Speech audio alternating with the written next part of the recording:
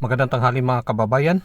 Ito po ang Initing TV at Awaken Earth para po sa ating latest weather update ngayong tanghali ng June 5, 2025. Base po dito sa ating latest weather satellite animation, makikita natin ang LPA 6A ay nasa labas pa rin po ng ating Philippine Area of Responsibility.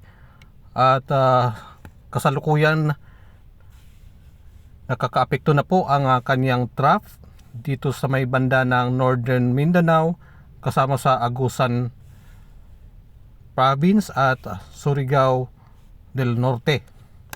Apektado rin ng mga kaulapan na ito ang Eastern Visayas at Central Visayas na posible po magdudulot ng katamtaman, minsan malalakas na mga pag-ulan ngayong hapon.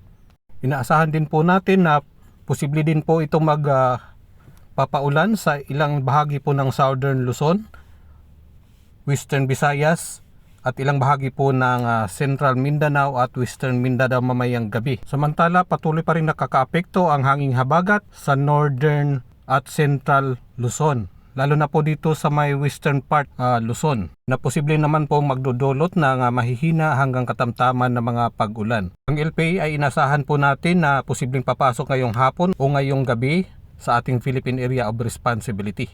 Kaya tutok lang po kayo dito sa ating page or channel. Shukran.